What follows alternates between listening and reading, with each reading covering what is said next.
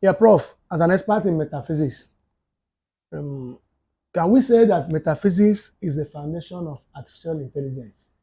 Yeah, your question is very much direct. It's a question that I have written on. In fact, here I did a piece for will I say National Open University talking about human nature, theories of human nature. And one of the things I wrote on is the materialist account of human nature. Under the materialist account of human nature, I treated the biological, the behaviorist, and so on and so forth. Now the foundation of artificial intelligence in philosophy is materialist philosophy.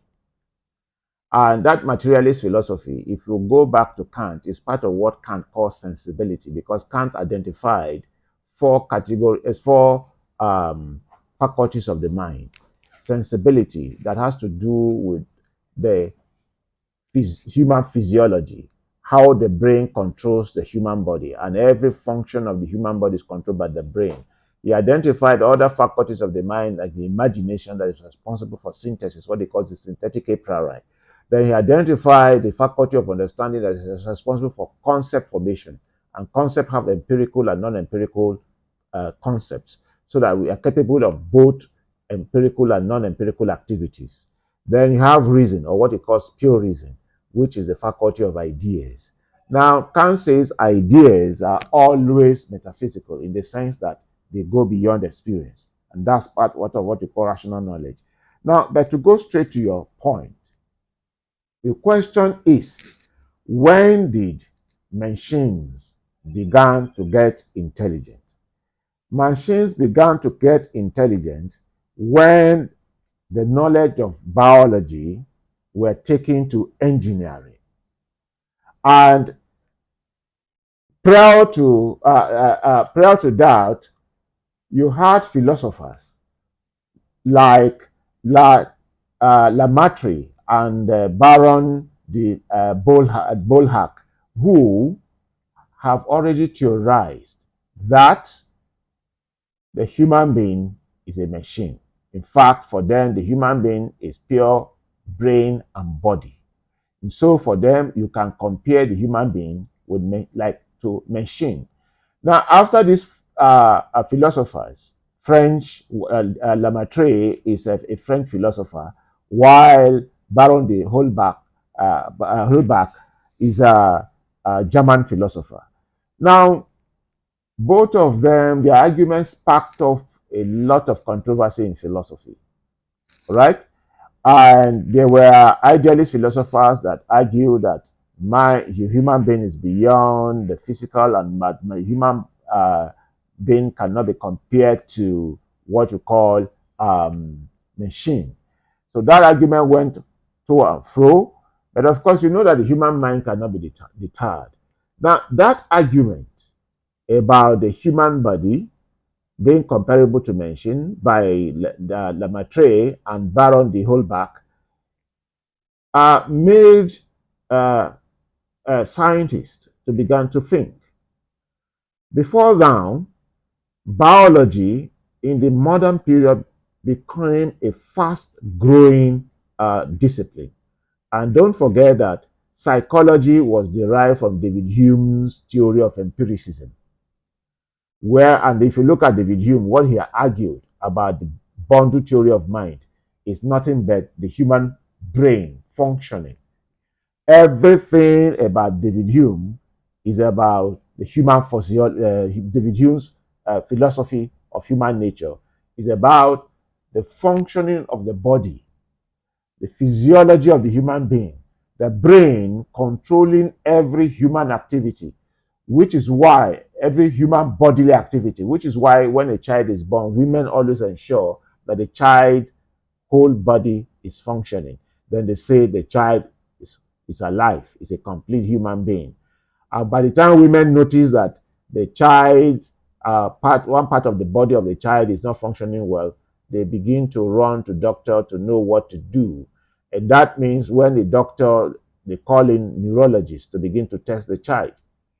Now, the thing here about artificial intelligence is that one, It is application of human intelligence to machine. And how did that come about? How that came about, like I said, because knowledge of biology was taken to engineering.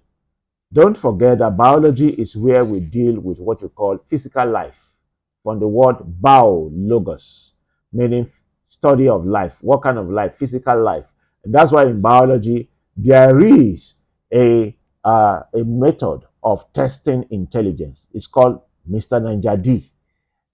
Movement for M, R for reproduction, N for nutrition, another I for irritability, G for growth, then another R for respiration, then D for death.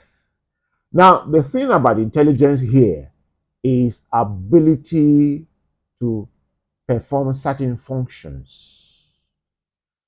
Now, this ability to perform certain functions make it such that we want to help our activities to get more exact, to be more excellent, and to be quick, if possible, quicker.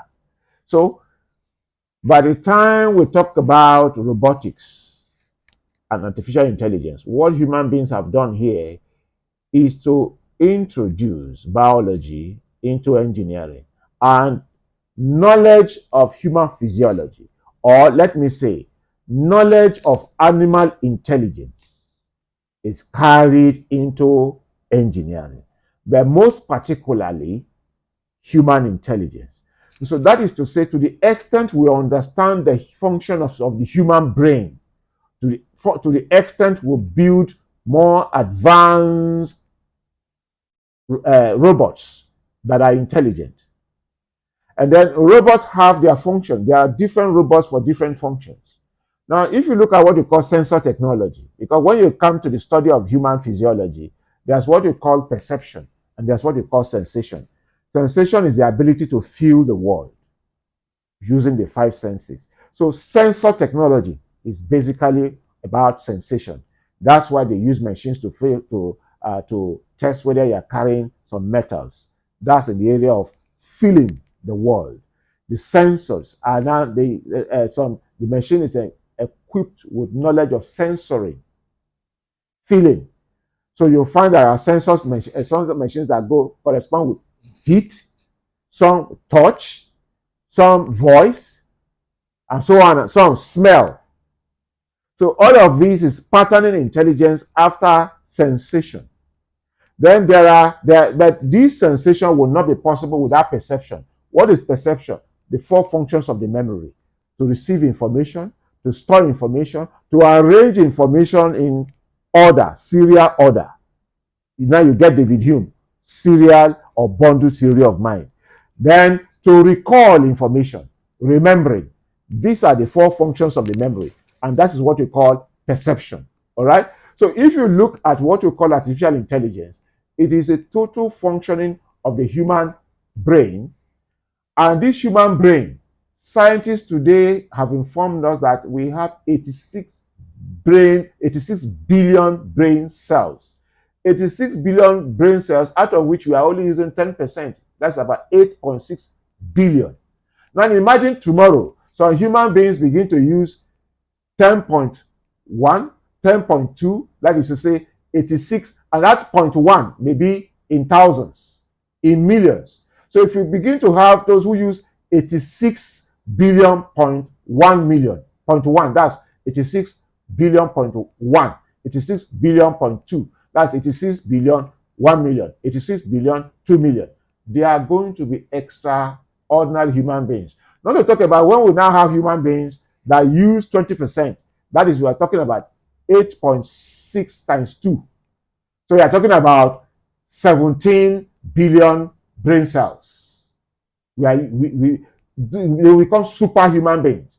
So when you begin to conjecture that artificial intelligence will take the place of men, I think what will happen, if that will happen at all, is that some human beings will go into cloning and begin to develop the human brain to begin to use more cells, brain cells. And by so doing, you are going to have superhuman beings that are going to develop technology that will far supersede what we have today. Thank you.